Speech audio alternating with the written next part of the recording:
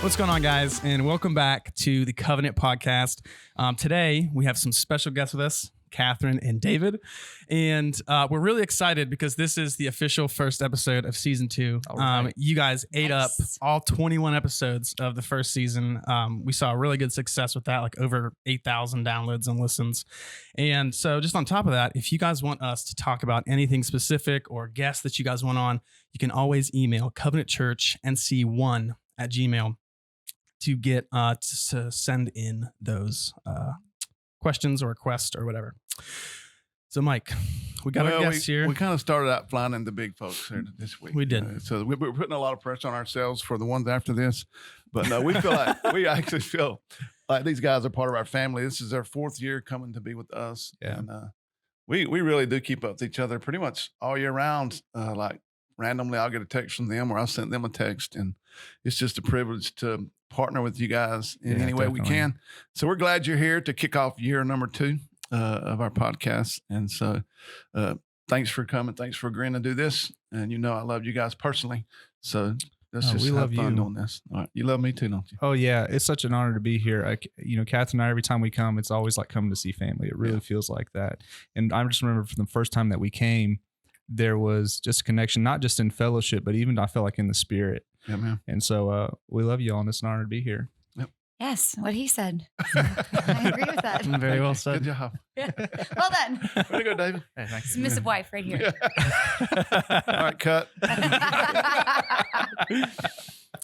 Ryan's going to start with the questions. You know, we've kind of wrote them down together just to get a little background from you guys as well. And then we're going to talk about kind of where we are now as a nation, ministry, what's going to look like going forward. What does it look like now? Might get a little dicey. Yeah. A little dicey. Yeah. Okay. Just to start off, it's not really a super big question, but just going off of you guys have been here the past 4 years and kind of tell us what you guys do, a little bit about your history, just in general coming to travel or. Okay. I'm going to let Catherine take the lead on this one. Well, a few years ago, we transitioned out of a place called The Ramp in Hamilton, Alabama, and we a little famous. We're still connected with them. They're our family. We brought in the new year with them, but we really felt a mission to start connecting with other churches just to kind of bring hope. Paul the Apostle, he'd go to all these different churches just basically to bring encouragement. And that kind of became our heart in this season as we felt the need to connect with the American church and to see where they're at and just to see nationally what God is doing in the church. And if we can play any type of part in that, that's what we wanted to do, of just bringing encouragement and the message of Jesus in hopefully a fresh way and an encouraging way to the church. So that's what we've been doing for the last 3 years. And it's been awesome. It's been awesome. So where's the last place you were at? We were in Florida, Ormond Beach, Calvary Church, Jim Rayleigh. I don't know if you should have invited us down there. Yeah. Sounds warm. It was very warm. I would have went there. It was 68 degrees. It was beautiful. Yeah.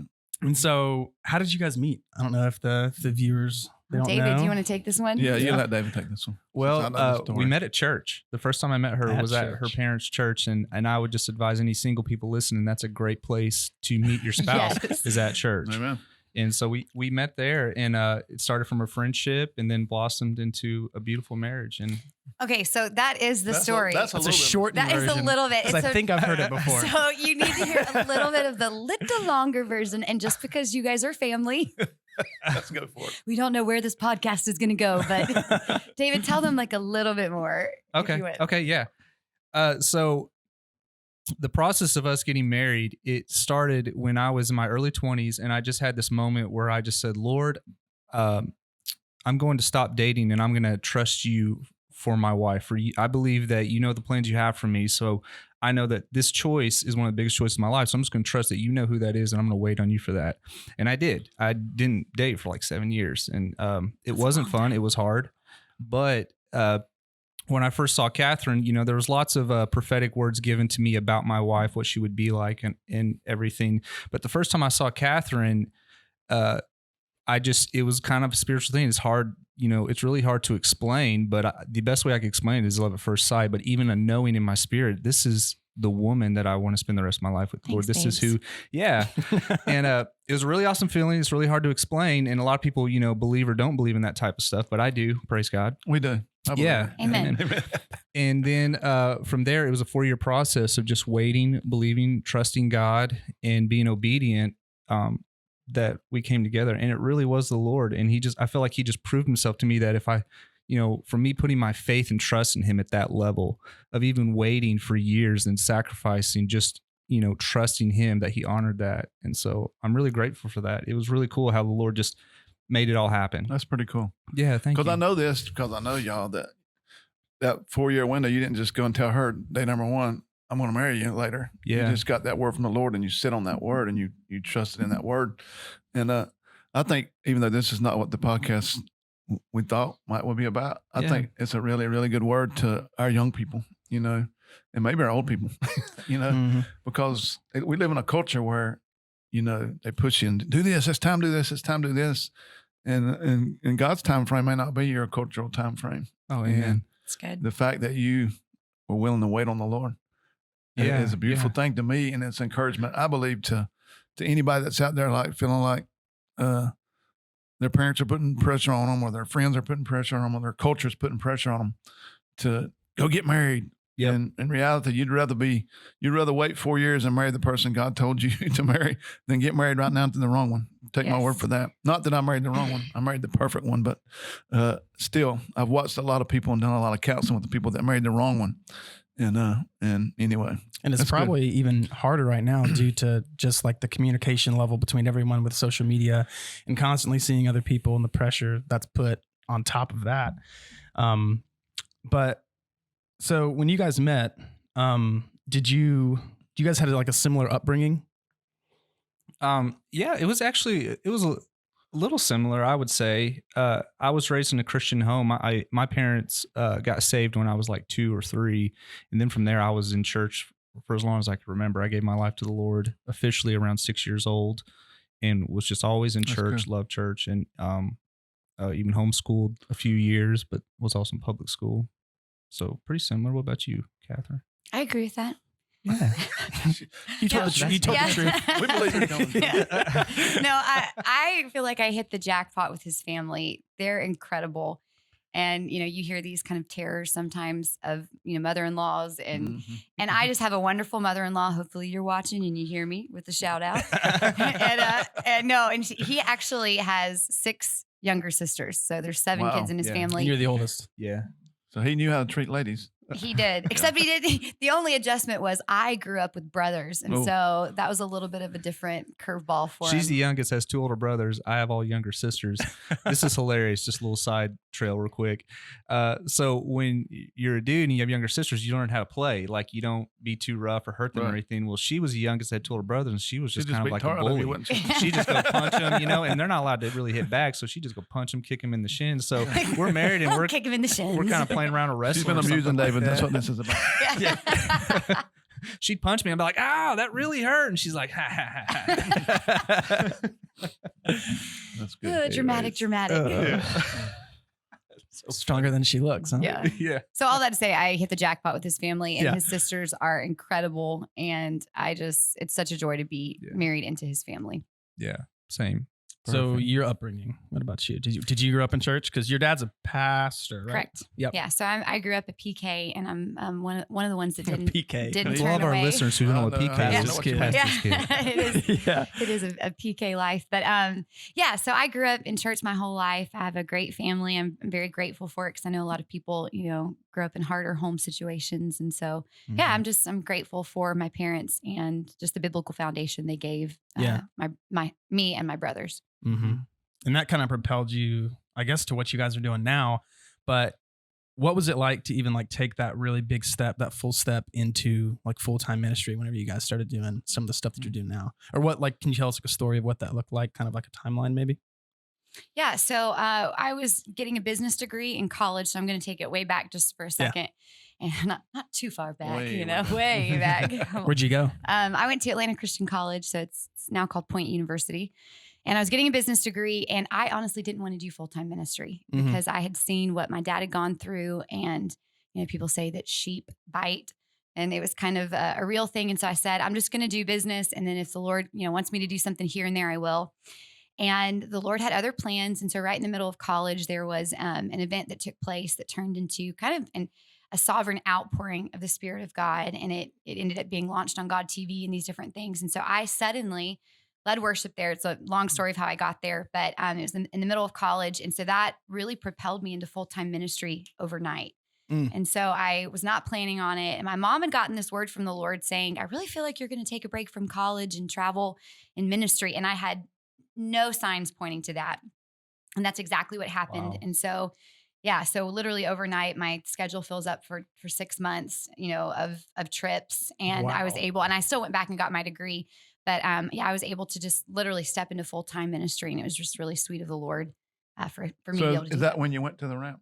So I started traveling on the road for a few years, and then probably about the fifth year into it, I ended up being at the ramp, and then I went there probably for like a year and a half just for their events, and then they asked me to come on staff, and I felt like there was a transition for that. So then I went on staff there for 5 years.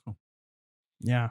So I know there's since obviously we're here at church and we both work in ministry, you guys work in ministry, and there's like just like a joke between all of them, like, oh, well, it's only because you work in ministry, like that. Well, good luck working in ministry, So can you guys tell us like some of the ups and downs and maybe how to approach some of those?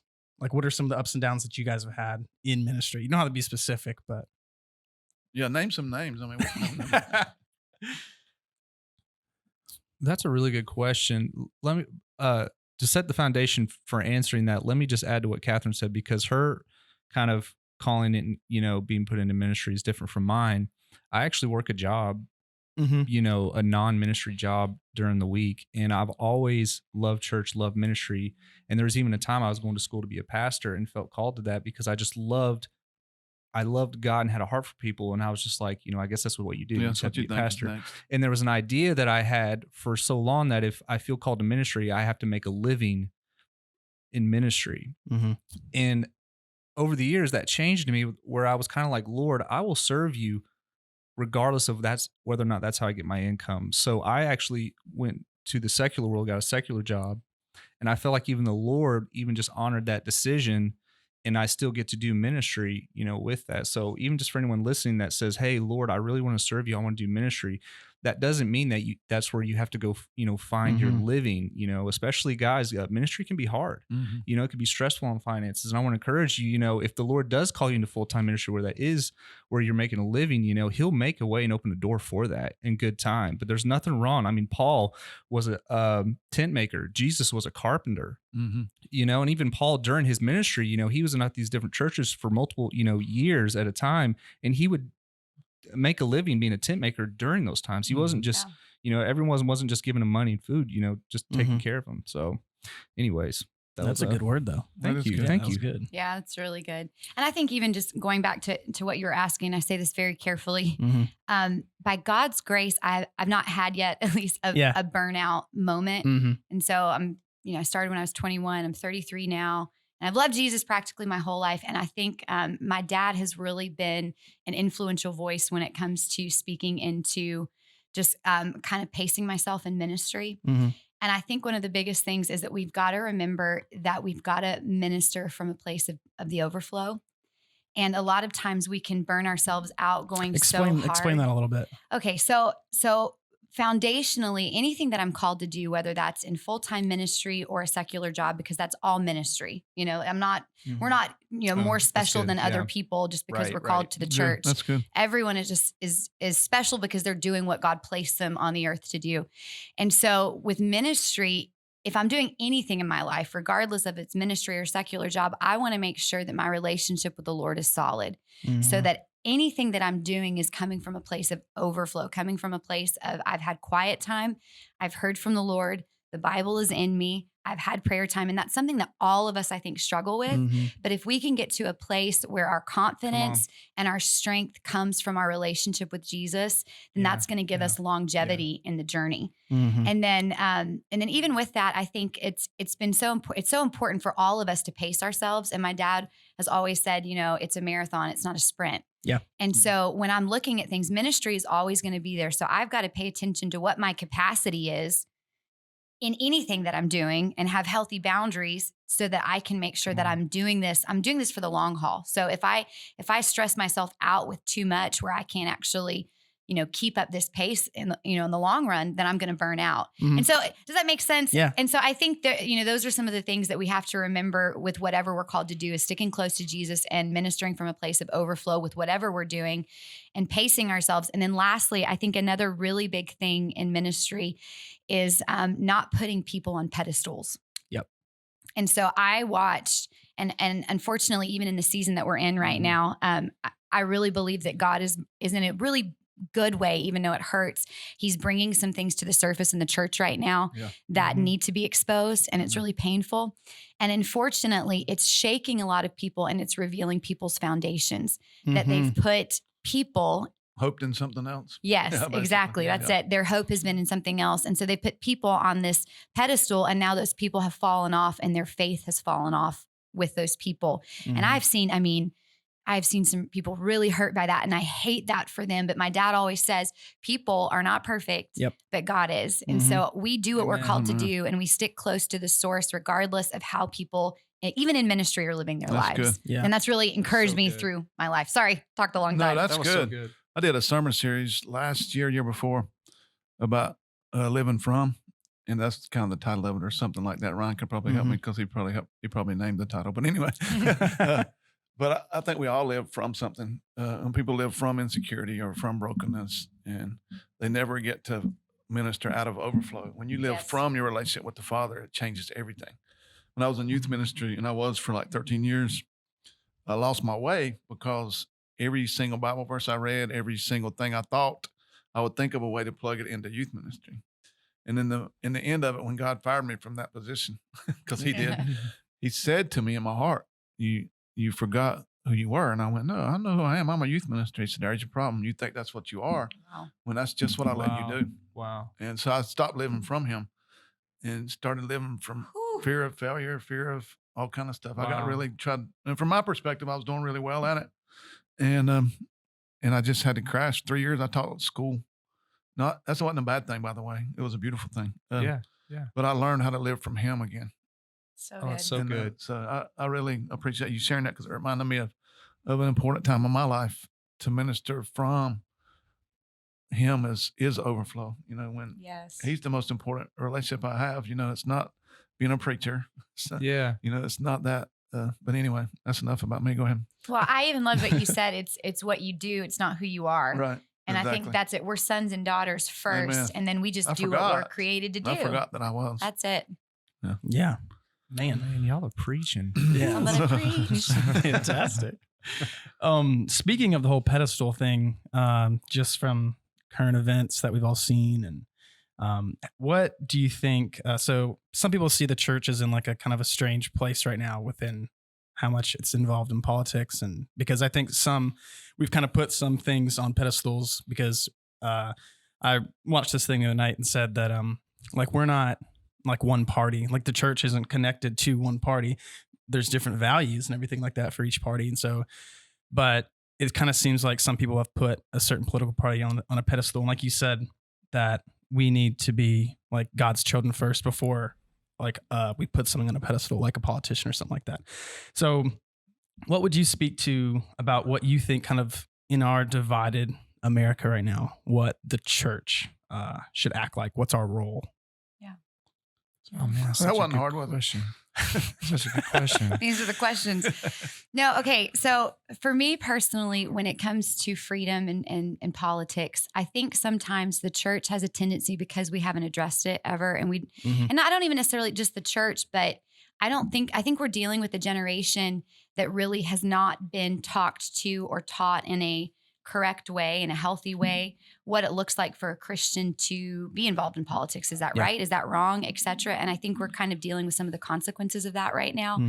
And so for me, I firmly believe that when it comes to politics, it's just a matter of stewardship. And the reason I want to even approach it like that is sometimes we elevate it to this hierarchy, and some people are using terms like Christian nationalism and different things like that. But that's not really what it's about. We're not talking about exactly what you said, putting a political party or a political figure on some pedestal. But there is a Christian responsibility to, one, I believe, to be the conscience of a nation. Mhm.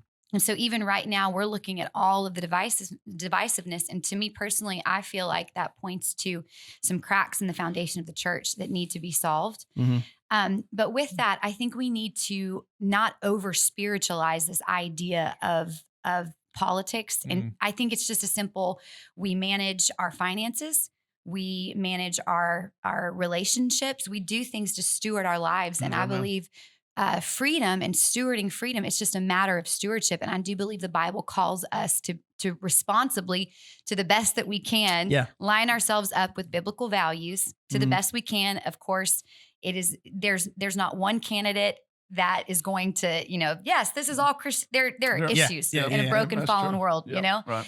And so I think we can only do the best that we can to align ourselves with Jesus. And to the best that we can, I believe it is a matter of love that compels us to steward freedom, if that makes sense. Yeah.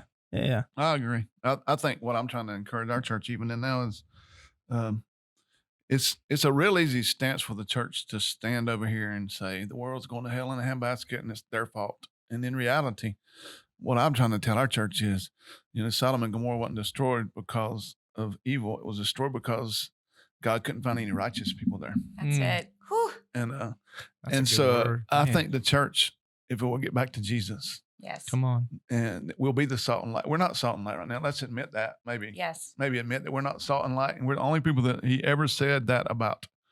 You will be salt, you will be light. The fact that we're not is not God's fault, and it's not our culture's fault. Not at all. Lost people act like lost people because they're lost. Yeah. Our problem with the church is that we have found people that act lost, and we make no inroad into lost and broken people because we're so self-righteous. And I say this all the time at our church. The world knows everything we hate, but not who we love.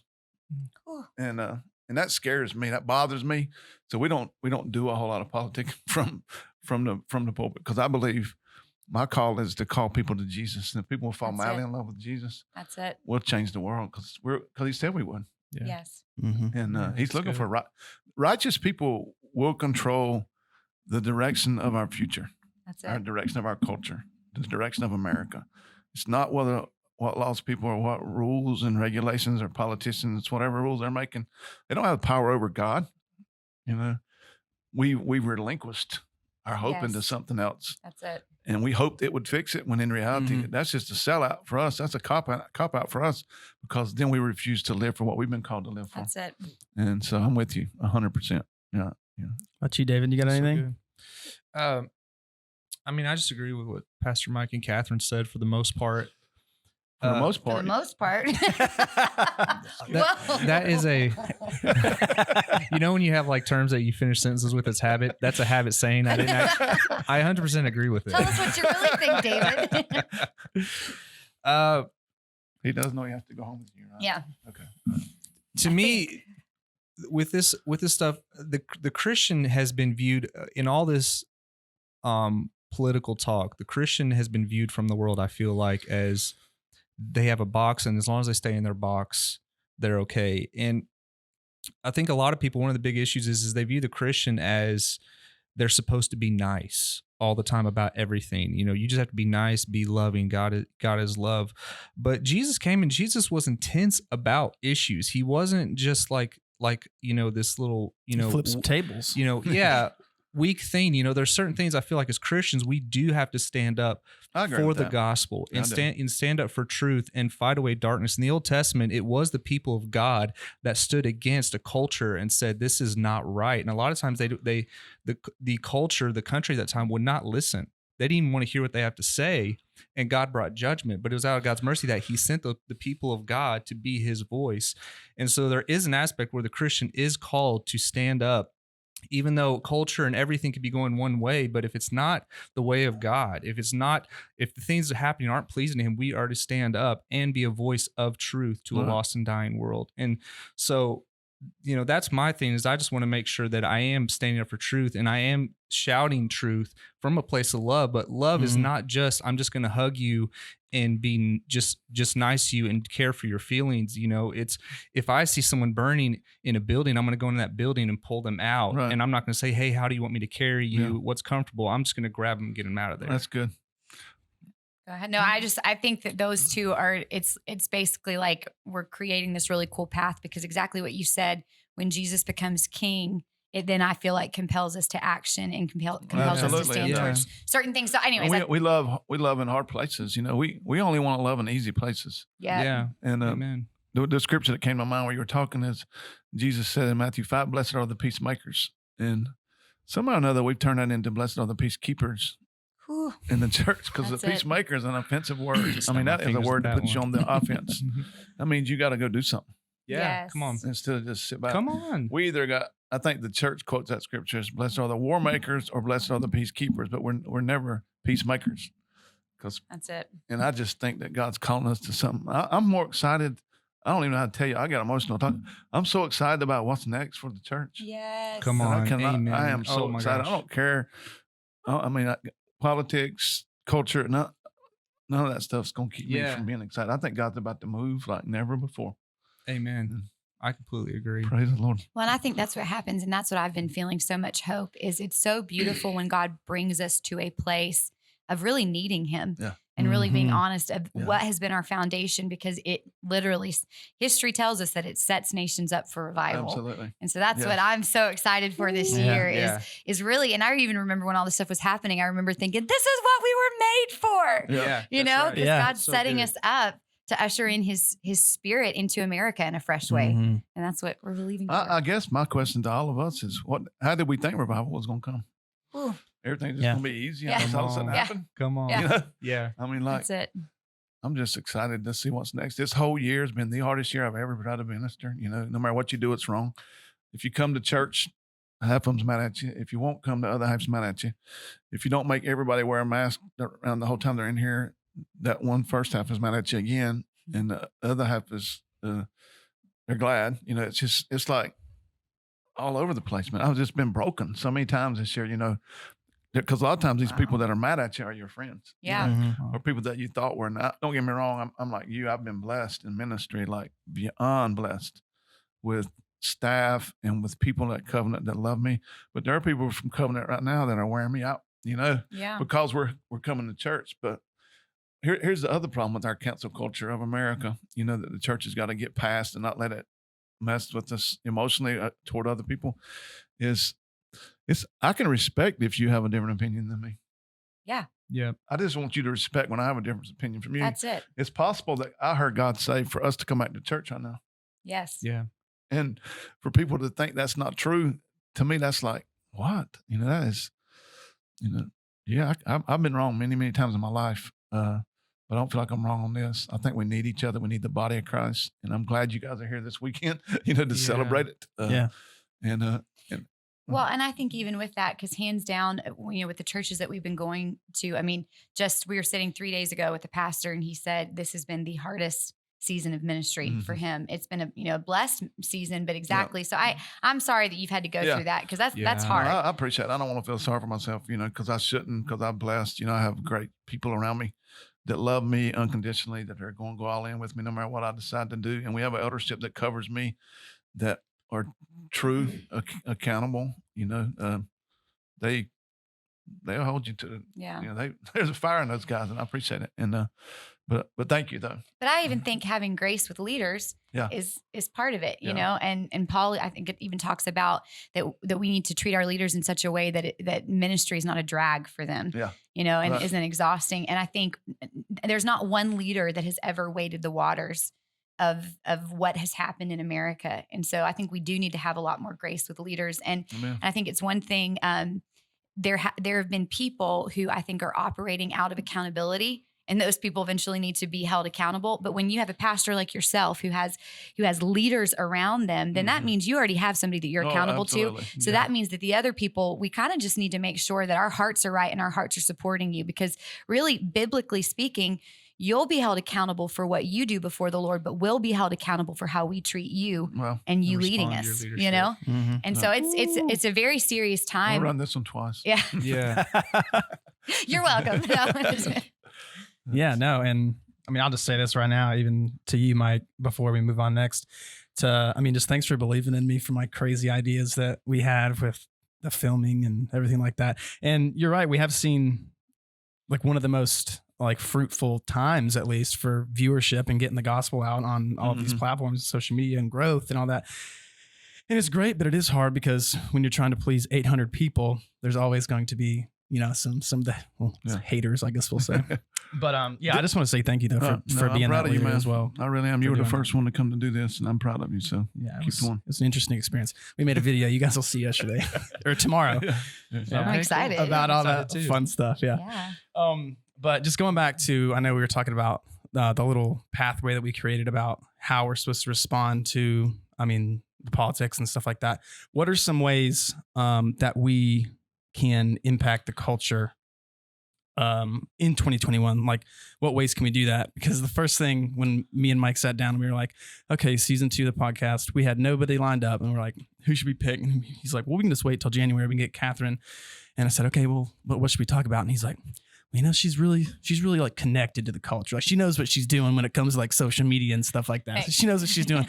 And All right, I make you think I know what I'm doing. we should ask her about What that. I meant by that was she's just raw. I mean, really, her emotions are like mine. Like she hears something, she feels something, she responds to that something, but it's always with mercy and grace. And so I had Mercy and grace. Mercy and grace. Well, this is because she beat you up in y'all's earlier. Oh, babes. Poor baby. I did not beat up my husband. Just let the record show. No, I knew that. I didn't even send them these questions before we did them. I just knew. Yeah. So back Okay, to my well- question. I forgot the question now. What was the question? What are some ways that we as Christians, Christ followers, can impact our culture in 2021? Okay, so a big thing, I'm just going to throw out my thoughts. You guys can agree or disagree with it. But I think one of the big things is if we're going to open our mouths, we need to have something that is actually correct to say.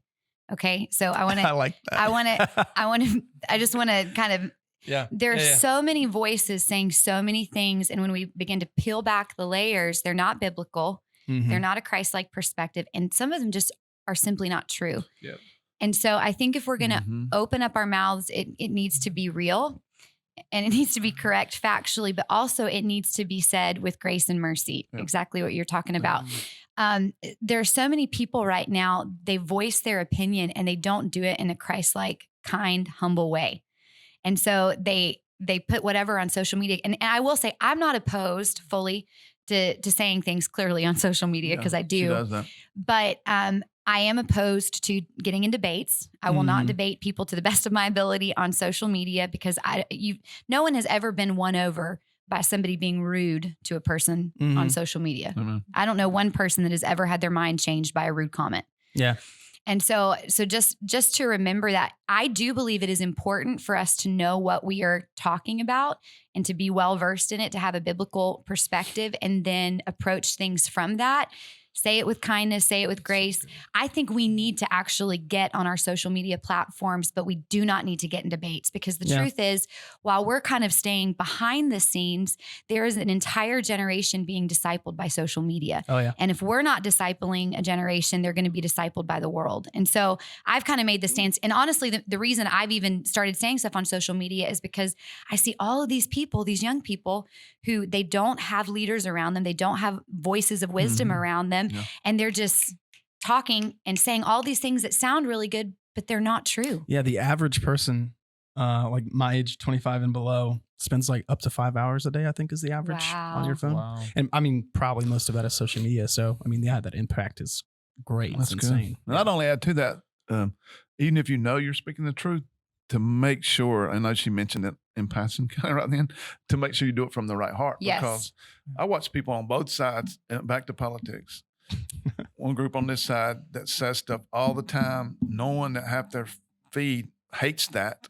And then the other side is doing exactly the same thing to their feed on the other side. And all it is just to spark arguments and That's fights. it. And Jesus never did that. He doesn't mind truth being inserted into situations, but like you said, the only thing that really changes people's lives, I know this is true with mine, was love. That's it. Love changed me. Mhm. Rules didn't change me. The law didn't. It let me know what I was doing wrong, true. But what changed my heart was the love of Jesus Christ. And until we love like he loves, just stop with all the advertising. I fully agree with that. And because even with me with posts, if I'm going to post something out of anger, I'm not going to do it. Right. And you have to make sure your heart Or out is of right. spite. Yeah. Or Yeah. out of spite. I'm Right. not here to prove anyone wrong. There are so many times when, different people have said things and I just want to passively, aggressively go on my social media. Yeah. And I'm not here to correct other people like that. I'm here to speak to the best of my ability, truth and love. And that's it. And if I can't speak the truth and love, then I just need to keep my mouth shut. Yeah. That's good stuff. When Paul wrote, a lot of his books, he warned people of false teachers and stuff, and a lot of it, what we're talking about with social media is people are getting on talking about maybe something they don't know about or false teaching and stuff. Yeah. But he didn't go to the false teachers, and at least that we know, and say, hey, you need to quit talking. He just told the people, hey, be aware of this. Be aware of there's wolves, in sheep's clothing. Right. And so that was really good. And just to add to what Catherine started out to say, and this is something even I really have to watch myself with, because I want to be the person that knows a little bit of everything and want to even think I do, but I'm really trying to watch. If I'm going to speak, I want to make sure, do I actually know what I'm talking about? Yeah. Especially if we're talking about biblical truth. The Bible is so deep and there's so many layers that you can't just pull one verse. You have to go look contextually. Is this what this verse actually means? Right. And so just taking the time to even, search that out. And I heard a message recently. It was so good, but this man was preaching. He said, the older generation has the theology, the younger generation has the technology, and we need those two to merge. We need the younger generation to come up under the mothers and fathers and say, hey, what does this mean? How do I handle this time? It's so good. Thanks. Yeah. You're welcome. That's really good. Before we get through, I got to tell them something that Let's hear it. I've been meaning to tell them since we sat down. Is you were talking about burnout and different things like that, and I think one of the things that's been a sustaining force in your ministry has been David. Because I've watched in the last 4 years, Yes. and you were doing this immediately the first year I ever met you, but I watched it grow and grow and grow and grow, and how you both have giftings of ministry and how you honor his and he honors yours. And I just think that one of the reasons that you guys are going to have longevity in ministry is because y'all literally do it together without any kind of competition, without jealousy, without, We never argue or fight. no, y'all It's are perfect. it's perfect. Y'all are the perfect couple. Why? Because you waited that 7 years. All right, can we get back to reality? That's the truth right there. I'm trying to do a prophetic nice thing here. No, I just think that y'all are I think that's the reason that y'all stay humble with each other and you honor each other's giftings. And I think that's important for y'all's ministry, but I think it's important for the church. And it may be what we've been talking about in general in a lot of these areas, is to honor each other's giftings. It's Jesus prayed in John 17 that we'd all be one like he's one. When you're one, that don't mean you agree with each other on every single detail. Correct. It just means you've chosen oneness. And I appreciate that y'all have chosen that. When I watch you minister, I appreciate that. I think it's one of the reasons you have strength. Oh, thank you so much. Ministry. So That means a lot. So to us. honoring. We love you. no, I love you too, buddy. Even though you don't agree with everything, Captain, I say. But. Only apparently some of what we say. At least he was honest. Exactly. We'll talk about this later. Just for record, I agreed 100% with everything they said. So hilarious. All right. So I really enjoyed this. So thank you guys for coming. Thank This you has been guys. awesome. We had so much fun chatting it up on the new year. Chatting it up. Y'all, and if you're, I want you to know that the reason that they come every year is because, and we generally do it the first couple weeks of January, is because we feel like, and this may be a word to some of you guys are going to be listening to this in February, March, and April, or June even, is that we believe that whatever you start well, you got a lot better chance of finishing it well. And so we generally have them in here for a worship time on a Saturday and a Sunday at the beginning of the year, so that we worship moving forward, into our new year.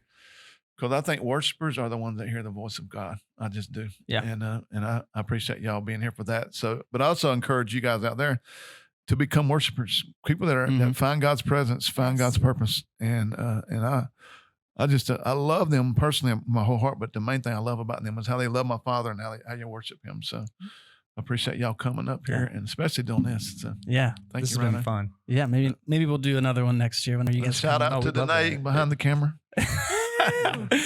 All right, guys. Thanks for watching or listening wherever you guys are at.